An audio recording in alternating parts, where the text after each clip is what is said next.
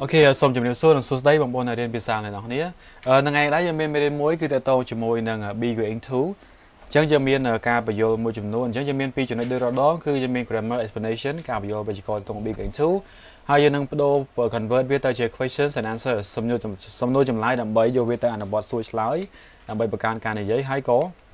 ở đầm bấy trăm rút một bây giờ coi này. Chứ nó không mấy bảo dưỡng dương miên và man cho nó đá cái dương miên definition dùng này bảo biết ta bị into nó dương pra viên ở bên na miên forms tầm rong miên time expressions clear bằng hai về vật miên use cả pra miên summary table cứ cả sang hẹp tàng lòng vĩnh ta về miên tầm rong bảy class chẳng na ok trả lời dương cho chấm nói tầm bố cứ what is bigger into và nó cứ cho definition của về ta ở vậy tới cứ chỉ bigger into chứ như mơ ở cái này cái ta bigger into is a phrase we use to talk about the future ចឹង big into ហ្នឹងគឺជា clear ដែលយើងប្រើដើម្បីនិយាយពីអនាគតអូខេយើងប្រើវាសម្រាប់និយាយពីពេលអនាគត it tells us that something is planned and going to happen soon ចឹងវាប្រាប់យើងថាអ្វីមួយហ្នឹងចង់ថាអ្វីមួយត្រូវបានគេគ្រោងទុកឬក៏នឹងកើតឡើងនៅក្នុងពេលឆាប់ៗចឹងត្រូវបានគេគ្រោងទុកហើយវាអាចនឹងអាចកើតឡើងនៅពេលឆាប់ៗដែរហ្នឹងគឺតើតមួយ go into ហ្នឹង Ok, lấy dương mơ structure cứ tầm rong vía cứ tầm rong slop dương mơ subject B dương B dương miền bay nó không phải chỉ bán cứ M is A rồi biết bộ chỉ mới bị into ấy bộ chỉ mới go into sorry chẳng B hay bộ go into hay bộ chỉ mới base verb chẳng ở đây tới chỉ base verb dương nằm vô nằm về khang khang cái tiền tiền cái ok dương mơ subject ai subject anh ấy chịu thóแต่tôi chỉ mới bị into nó không thó này miền subject miền B verb hay miền example đến từ chẳng u thọ tha ai như phải em chẳng là chẳng I am going to eat chẳng cái ai phải em để chịu thọ I am going to eat cái nhóm đang nhầm một cái nắng mình thà viên là cả lan nó phải chập chạp này chẳng bề thiên ai như phải em rồi rồi đòn thế hai bề thiên you with đấy như phải cái đôi họ thà you are going to play nè nắng play như chẳng nè hai bề thiên he is như phải is she is going to study chẳng điên nắng riêng chẳng này cứ chỉ tầm rong tại tông mười bề thiên hai base verb means the original verb form ចឹងមានថា base verb នេះគឺជាទម្រង់ដើមរបស់គ្រាសព្ទអូខេយើងយកវាទម្រង់ដើមចឹងមានថាបន្ទាប់ពី to គឺយើងប្រើទៅគ្រាសព្ទនៅទម្រង់ដើមមែនតើមិនបំបែកទេអត់មាន s អត់មានអីទេ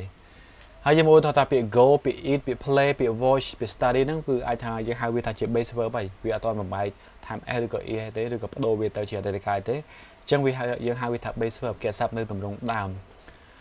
អូខេឥឡូវយើងមើល when do we use be going to តែយើងប្រើ be going to នៅពេលណាហ្នឹងគឺចូល use ការប្រើប្រាស់របស់វាហើយអញ្ចឹងយើងមើលទី1គេថា plans and intentions ទៅតមួយកម្រងឬក៏គោលបំណងឲ្យយើងមានគោលបំណងមុនយើងមានកម្រងចង់ធ្វើអីមួយគឺយើងប្រើ be going to ហើយអញ្ចឹងយើងមើលគេថា when we decide to do something a plan we use be going to ថា be ផងchứនៅពេលដែលយើងសម្រាប់ចិត្តក្នុងការធ្វើអីមួយជាកម្រងជាផែនការរបស់យើងណាយើងប្រើ going to ហ្នឹងហើយអូខេឧទាហរណ៍ថា I'm going to visit my friend tomorrow អញ្ចឹងខ្ញុំនឹងទៅលេងមិត្តភក្តិរបស់ខ្ញុំនៅថ្ងៃស្អែកអាហ្នឹងគឺជាការសម្រេចចិត្តរបស់យើងជាកម្រងរបស់យើងអញ្ចឹងយើងប្រើ going to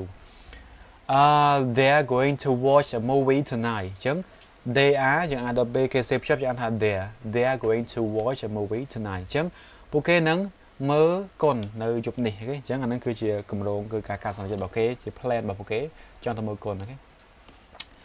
មួយទៀត she's going to clean her room this afternoon ហ្នឹងនាងនឹងសម្អាតបន្ទប់របស់នាងនៅរសៀលនេះអញ្ចឹងឥឡូវព្រឹកឧទាហរណ៍ណាអញ្ចឹងពេលរសៀលបានគាត់ទៅសម្អាតហ្នឹងវាជាពេលអនាគតអូខេអញ្ចឹងបង្ហាញពីគោលបំណងឬក៏កម្រងរបស់គាត់អូខេចំណុចទី2គឺ predictions based on now ជំនឿថាគឺការទូទាយផ្អែកលើអ្វីនៅពេលឥឡូវមិនថាអាចឃើញអ្វីជាក់ស្ដែងនៅពេលឥឡូវថាវានឹងកើតឡើងអញ្ចឹងណាអញ្ចឹងយើងឃើញផុតតាំងជាក់ស្ដែងយើងប្រើ be going to ដែរឧទាហរណ៍ថាយើងមើលកយល់សឹងថា when we see something now and we can guess what will happen នៅពេលដែលយើងឃើញអ្វីមួយនៅពេលឥឡូវហើយយើងអាចទាយថាអ្វីនឹងកើតឡើងអញ្ចឹងមិនថាយើងឃើញជាផុតតាំងថាវានឹងអ្វីមួយផ្សេងទៀតនឹងកើតឡើងណាឧទាហរណ៍ថា look at the clouds it's going to rain អញ្ចឹងមេឃនឹងភ្លៀងអញ្ចឹងមិនថាមានពពកខ្មៅច្រើនអញ្ចឹងណាអញ្ចឹងយើងអាចទាយយើងអាច guess អាចទាយថាមេឃនឹងភ្លៀងហើយអញ្ចឹងមកសបកទៀតនឹងភ្លៀងហើយដោយសារយើងឃើញផុតតាំងជាស្ដែងគឺពពកខ្មៅច្រើនអញ្ចឹងទៅអូខេមួយទៀតយើងមើល he's going to fall off the bike អញ្ចឹងគាត់នឹងធ្លាក់ពីលើកង់ហើយគាត់នឹងធ្លាក់ពីលើកង់ស្អីគេគាត់ជិះកង់ទៅរៀបដួលអញ្ចឹងណាយើងឃើញជាស្ដែងអញ្ចឹងទៅអូខេមួយទៀត be careful the glass is going to break អញ្ចឹងប្រយ័ត្នកែវនឹងបែកហើយយើងថាយើងអាច ប៉ះវាបន្តិចទៅទៅវាអាចដួលទៅលើនៅលើអីលើអិតលើអីទៅចឹងអាចបែកចឹងហ្នឹងគឺអ្វីដែលយើងឃើញថាវានឹងកាត់ឡើងចឹងតែមានផុសតាំងថាអ្វីមួយនឹងកាត់ឡើងគឺយើងប្រើ going to នឹងដែរអូខេជាងការប្រើប្រាស់យើងមានពីរសំខាន់ឥឡូវយើងមើល short forms គឺ contractions គឺទម្រង់បំព្រួញរំងខ្លីយើងមើលថា we often use short forms when speaking ចឹងនៅពេលដែលយើងប្រើវានៅក្នុង speaking យើងប្រើ short form ជាច្រើនណាយើងប្រើ short form ជាងទម្រង់វែងឧទាហរណ៍ថា I am going to យើងនិយាយថា am going to ចឹងនៅក្នុង speaking យើងប្រើ am going to តែសម្រាប់ការ writing គឺយើងប្រើទម្រង់វែង I am ចឹងណាអូខេមួយទៀតគឺ you are going to ទៅជា you're going to អញ្ចឹង you are សេកាត់ទៅជា your ស្មើ your របស់អ្នកសម្លេងអានដូចគ្នា you're going to he is going to ទៅជា he's going to ហើយ we are going to ទៅជា we are going to អូខេយើងអានមួយម៉ាត់ខ្លីចឹងនេះគឺជាទម្រង់ខ្លីអញ្ចឹង he she it យើងអាចអានស្រដៀងទៅ she's ឬក៏ it's អញ្ចឹងណាអូខេthey are going to ទៅជា they are going to អញ្ចឹង they ហ្នឹង they are សេកាត់ they ជាមួយ are កាត់ចូលគ្នាហ្នឹងគឺអាន they ដូច they របស់ពួកគេដែរណាអញ្ចឹងសម្លេងអានគឺដូចគ្នាអញ្ចឹងពេលខ្លះអាចមានការយល់ច្រឡំបើសិនយើងអត់ចេះវាច្បាស់លាស់ណាអូខេឥឡូវយើងមើល negative form អញ្ចឹងទម្រង់ស្របយើងរៀនពីលើហើយមើលបរិស័ទអញ្ចឹងធម្មតាបរិស័ទយើងបន្ថែមពី not នៅក្រៅ to be ទៅវាទៅជាបរិស័ទហើយអញ្ចឹង subject be មាន MSR ហ្នឹងហើយ not ទៅ going to បូក base verb ទៅអូខេឧទាហរណ៍ថា I am not going to sleep late អញ្ចឹងខ្ញុំនឹងមិនចូលគេងមិនគេងយឺតទេអញ្ចឹងគេឲ្យបានលឿនអញ្ចឹងណាអូខេអញ្ចឹងបរិស័ទបាត់ហើយ she's not going to eat pizza អញ្ចឹងនាងនឹងមិនញ៉ាំ pizza ទេអូខេwe are not going to go to the park យើងនឹងមិនទៅឧទ្យានទេអត់ចង់ទៅទេអូខេឥឡូវយើងមើល no question តំសំណួរខ្លីសំណួរជា no វិញអញ្ចឹងមើលគេថា be តម្រងវាគឺ be មាន MSR ហ្នឹងបូក subject បូក going to បូក base verb ហើយ complex question mark សញ្ញាសួររាល់សំណួរត្រូវតែមានសញ្ញាសួរអូខេយើងមើលឧទាហរណ៍ថា are you going to study តើអ្នកនឹងរៀនឬអញ្ចឹងសម្រាប់សំណួរខ្លីចម្លើយគឺខ្លីដែរបើសិនជាគេសួរយើងថាតើអ្នកនឹងរៀនឬ are you going to study បើយើងគាត់ថាបើយើងនឹងរៀនមែនយើងអាចឆ្លើយថា yes I am អូខេ no I'm not បើយើងអត់រៀនទេអញ្ចឹងចម្លើយគឺបែបហ្នឹង yes I am ឬក៏ no I'm not អូខេយើងមើលសំណួរមួយទៀត is he going to play football តើគាត់នឹងលេងបាល់ទាត់ឬយើងបើគាត់ពិតជានឹងលេងមែនយើងអាចឆ្លើយថា yes he is ឬក៏បើសិនអត់លេងទេ no he isn't គឺបែបហ្នឹងអូខេមួយទៀតគឺ are they going to cook dinner តើពួកគេនឹងចម្អិនអាហារពេលល្ងាចឬchứបើពួកគេពិតជានឹងចម្អិនឆាប់យើងអាចឆ្លើយថា yes they are ឬក៏ no they aren't បើសិនជាអត់ទេអូខេយើងមើល note ការកំណត់ចំណាំបន្តិចគឺថា in affirmative short answers we use the full forms about not contractions ជាថានៅតម្រងស្របចម្លើយហ្នឹងនៅក្នុងចម្លើយជាតម្រងស្របថា yes I am អញ្ចឹងណា no I'm not អញ្ចឹងទៅយើងប្រើតម្រងពេញដោយខាងលើចឹងថា yes he is yes I am yes they are នៅតម្រងបែបហ្នឹងមិនមែន contract មិនមែនតម្រងកាត់ទេឧទាហរណ៍ថា yes you are យើងកាត់យកគឺអត់ត្រូវទេ yes am គឺអត់បានទេ yes his អត់បានទេអញ្ចឹងរាល់ចម្លើយខ្លីគឺយើងត្រូវតែនិយាយពេញ yes I am អូខេមិន yes am មិនមែន yes am ទេអូខេយើងត្រូវប្រយ័ត្នឡើងហ្នឹងដែរនៅក្នុងការឆ្លើយចម្លើយខ្លីបែបហ្នឹងអូខេយើងមើល WA question វិញម្ដងអញ្ចឹង WA question វាកើតចេញពី no question ទេគ្រាន់តែយើងដាក់ WA word មកឧទាហរណ៍ថាមានពាក្យ what where when why ផ្សេងជាច្រើនតមកគឺមាន B មាន MSR ហ្នឹងហើយមាន subject មាន going to បូក base verb សញ្ញាសួរដូចគ្នាទេអូខេជាយើងគ្រាន់តែបន្ថែម what នៅពីមុខ WA word ពីមុខទេអូខេយើងមើលឧទាហរណ៍ថា what are you going to study អញ្ចឹងតើអ្នកនឹងរៀនអ្វីអូខេជាអាចឆ្លើយ I'm going to study English ខ្ញុំនឹងរៀនភាសាអង់គ្លេស I'm going to study math ខ្ញុំរៀនគណិតអញ្ចឹងឆ្លើយតាមហ្នឹងមកអញ្ចឹងគឺបាន WA question ហើយវាមាន WA word បែបហ្នឹងសំណួរបន្ទាប់គឺ where is he going to play football អញ្ចឹងតើគាត់នឹងទៅលេងបាល់ទាត់នៅឯណាឃើញ where សួររកទីកន្លែងអូខេយើងអាចឆ្លើយទៅ he going to play football at កន្លែងដាក់កន្លែងទៅបានអូខេ at his school រៀនទៅនៅសាលារៀនរបស់គាត់អូខេនៅបន្ទាប់ទៅ when are they going to cook dinner តើពួកគេនឹងចម្អិនអាហារពេលថ្ងៃទៅពេលណាយើងសួរ when សួររកពេលវេលាអញ្ចឹងណាអូខេយើងអាចឆ្លើយថា they are going to cook very soon ពេលឆាប់មែនតើអញ្ចឹងយើងបានសំណួរ WA question ប៉ុណ្ណឹងឥឡូវយើងចូលដល់ time expressions អញ្ចឹងយើងមាន clear មួយចំនួនដែលយើងគួរតែប្រើដើម្បីបង្ហាញពីពេលអនាគតណាឧទាហរណ៍ថា we use going to with future time words អញ្ចឹងយើងប្រើ going to ជាមួយនឹងពាក្យបង្ហាញពីពេលវេលាក្នុងអនាគតឧទាហរណ៍ថា tomorrow យើងថ្ងៃស្អែកគឺជាពាក្យដែលបង្ហាញពីអនាគតដែលវាអត់ទាន់កើតឡើងទេ យើងមានពាក្យ next week សប្តាហ៍ក្រោយ next month ខែក្រោយ next year ឆ្នាំក្រោយឃើញទេចឹងអាហ្នឹងសុទ្ធតែជាពេលវេលានៅក្នុងអនាគតទាំងអស់ហើយ this weekend ជាចុងសប្តាហ៍នេះថាឥឡូវថ្ងៃពហុឬថ្ងៃសុក្រអញ្ចឹងចុងសប្តាហ៍វាអត់បន្តទេហ្នឹងក៏ជាពេលអនាគតដែរគេចុងសប្តាហ៍នេះជាមាន in an hour នៅ1ម៉ោងទៀតគេ in an hour នៅ1ម៉ោងទៀតអញ្ចឹងក៏បន្តមកដល់ដែរវាជាអនាគតដែរsoon ឆាប់ក៏ជាអនាគតដែរគេអញ្ចឹងយើងមើល clear បង្ហាញពេលវេលា later ពេលក្រោយកាន់តែអត់តមកដល់ទៀតអញ្ចឹងយើងមើលមាន clear មួយចំនួនហ្នឹងដែលយើងប្រើវាដើម្បីបង្ហាញថាវាជាសកម្មភាពឬពេលវេលាក្នុងពេលអនាគតឥឡូវយើងមើលឧទាហរណ៍បន្តិច she's going to travel next month អញ្ចឹងនាងនឹងធ្វើដំណើរនៅខែក្រោយអញ្ចឹងនោះវាជាពេលវេលាក្នុងអនាគតនៅខែក្រោយនោះគេI'm going to see a doctor this afternoon អញ្ចឹងខ្ញុំនឹងទៅជួបវេជ្ជបណ្ឌិតនៅរសៀលនេះអញ្ចឹងរសៀលនេះក៏អត់មកដល់ដែរឧទាហរណ៍ថាពេលហ្នឹងគឺពេលព្រឹកអញ្ចឹងណាអូខេឥឡូវយើងមើល summary table អញ្ចឹងការនេះសង្ខេបឡើងវិញទៅមួយទម្រង់ឯឧទាហរណ៍ថា type example affirmative គឺទម្រង់ស្របណា I'm going to read a book អញ្ចឹងទម្រង់ស្របគឺបែបហ្នឹង I'm going to គាត់ថាប្រើ am យើងប្រើវានៅក្នុង speaking ច្រើនជាង negative យើងដាក់ not ពីក្រោយ to be ទៅយើង he isn't going to play today ចឹងគាត់នឹងមិនលេងទេថ្ងៃនេះមិនលេងអីទាំងអស់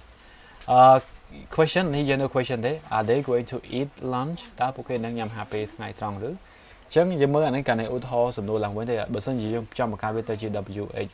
question យើងបន្ថែម what មកទៅឬក៏ where ទៅឬក៏ when ទៅឧទាហរណ៍ថា when are they going to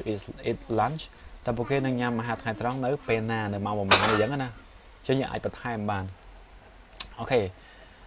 ឡូវយើងចូលដល់ចំណុចពិសេសមួយទៀតគឺ questions and answers យើងរៀនបានអ្វីដែលជាការបញ្យល់ហើយឥឡូវសង្ឃឹមថាអ្នកនរគ្នាអាចឆ្លើយសំណួរខ្ញុំបានបើមិនទេឆ្លើយមិនបានទេយើងអាចមើលចម្លើយរបស់គ្នាហើយរៀន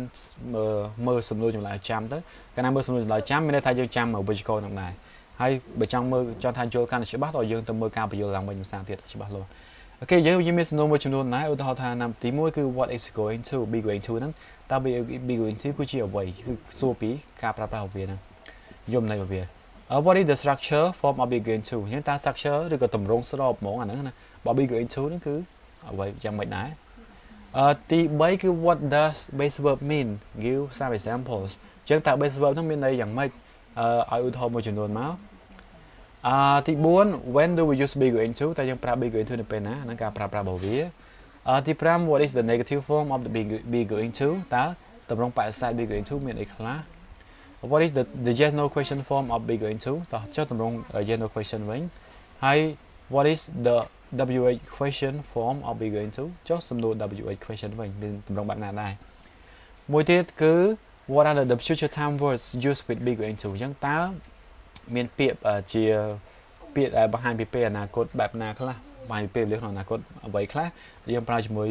be going to អញ្ចឹងយើងមានតែ8សំណួរហ្នឹងជាអាចតើអ្នកនរអាចឆ្លើយវាបានទេបើសិនជាយើងអត់ទាន់មើលមេរៀនឡើងវិញណាឬក៏យើងអាចថាមើលការបញ្យល់របស់ខ្ញុំតែឆ្លើយបានអត់បើឆ្លើយបានប៉ុណ្ណាអូខេបើសិនជាឆ្លើយអត់បានទេឥឡូវយើងឆ្លើយអ្នកគ្នាអញ្ចឹងយើងមើលសំណួរទី1គេសួរថា what is be going to យើងអាច copy ផាសចម្លើយទៅហើយរៀនមើលវាឲ្យចាំអញ្ចឹង be going to is a phrase we use to talk about the future it tells us that something is planned or going to happen soon អូខេឆ្លើយបែបនេះគឺអូខេទី2គេសួរថា what is the structure form of be going to យើង structure នេះគឺស្មើ form នៅតម្រងណាតែ structure របស់វាមានរូបរាងមិនដែរអញ្ចឹង structure វាគឺ subject plus be មាន MSR ហ្នឹងហើយ plus going to plus base verb អញ្ចឹងលេខបូកជាអាន plus ទៅ plus គឺបូកហើយអូខេយើងឆ្លើយប៉ុណ្ណឹងទៅអូខេហើយទី3 what does base verb mean give some examples តើ base verb មានន័យយ៉ាងម៉េចចូលឲ្យឧទាហរណ៍ខ្លះៗមកអញ្ចឹង base verb means the original verb form គឺគេអាស្រ័យទៅក្នុងដើមឧទាហរណ៍ថា go eat play watch study អញ្ចឹងពួកនេះសុទ្ធតែជា base verb ហើយសំណួរទី4 when do we use be going to តើយើងប្រើ be going to នៅពេលណាអញ្ចឹងចម្លើយគឺ when we decide to do something a plan and when we see something now and we can guess what will happen អញ្ចឹងយើងប្រើវានៅពេលដែលយើងធ្វើអ្វីមួយសម្រាប់ចិត្តធ្វើអ្វីមួយវាជាកម្រងណាហើយនឹងនៅពេលដែលយើងឃើញអ្វីមួយនៅពេលឥឡូវហើយយើងអាចទាយថាវានឹងកើតឡើងអញ្ចឹងវាអាចថានិយាយពីផុសតាំងកាលណាយើងឃើញផុសតាំងជាក់ស្ដែងយើងអាចសន្និដ្ឋានថាវានឹងកើតឡើងយើងប្រើ be going to ហ្នឹងហើយអូខេសំណួរទី5 what is the negative form of be going to យើង negative form គឺ subject plus be MSR ហ្នឹង plus not plus going to plus base verb អូខេអញ្ចឹងនេះគឺជាទម្រង់បដិសេធពេលទី6 what is the general question form of be going to យើង general question form យើងដាក់ be ពីមុខមកមាន MSR ពីមុខហ្នឹងហើយ plus subject plus be going to plus base verb plus question mark complete question mark ជាសំណួររាល់សំណួរត្រូវតែមាន question mark អូខេ សំណួរទី7 what is the WA question form of bigger into យើងសំណួរ WA question វិញយើងមាន what តំណាង what មួយមាន verb វិញ y ផ្សេងទៀតច្រើន plus b មាន MSR ហ្នឹង plus subject plus going to plus base verb plus question mark ទេអញ្ចឹងនេះគឺជា WA question ហើយអូខេហើយសំណួរទី8 what are the future time words used with be going to អញ្ចឹងតើយើងមានពាក្យណាខ្លះដែលជា clear បង្ហាញពីពេលវេលាសម្រាប់អនាគតដែលយើងប្រើមួយ be going to ហ្នឹងយើងមានដូចជា we use going to with future time words ដូចជាមាន tomorrow មាន next week next month next year យើង tomorrow ថ្ងៃស្អែក next week កាលពីនៅសប្តាហ៍ក្រោយនៅខែក្រោយ next month នៅឆ្នាំក្រោយ next year ហើយមាន this weekend នៅចុងសប្តាហ៍នេះឧទាហរណ៍ថាបើសិនបើយើងនិយាយថាថ្ងៃហ្នឹងជាថ្ងៃសុក្រថ្ងៃប្រហ័យទៅចុងសប្តាហ៍គឺថ្ងៃសៅរ៍អាទិត្យអញ្ចឹងណាអញ្ចឹងក៏ជាពេលវេលាក្នុងពេលអនាគតដែរin an hour នៅ1ម៉ោងទៀតអូខេ in an hour នៅ1ម៉ោងទៀតបើនៅ2ម៉ោងទៀត in 2 hours អញ្ចឹងទៅ in 1 week នៅមួយសប្តាហ៍ទៀតអញ្ចឹងយើងអាចប្រើ clear អញ្ចឹងបានsoon ឆាប់អូខេហើយ later គឺពេលក្រោយអញ្ចឹងតែនេះគឺជា clear បង្ហាញពីពេលវេលាដែលយើងបញ្ជាក់ថាវាជាពេលនៅក្នុងអនាគតអូខេអញ្ចឹងសរុបមកយើងមានតែ8សំណួរហ្នឹងដែលបងប្អូនទាំងនេះអាចយកវាទៅសួរឆ្លើយដើម្បីបង្កើនការនិយាយរបស់អ្នកនរគ្នាផងហើយក៏ចាំ grammar ផងអញ្ចឹងវេយ្យាករណ៍គឺសំខាន់មែនក្នុងការនិយាយអញ្ចឹងណាអូខេអញ្ចឹងតែមេរៀនទៅជាមួយ grammar explanation ទៅទៅ be going to ហើយសំណួរចម្លើយមានតែប៉ុណ្្នឹងទេអរគុណច្រើនជួបគ្នានៅមេរៀនក្រោយទៀត Thank you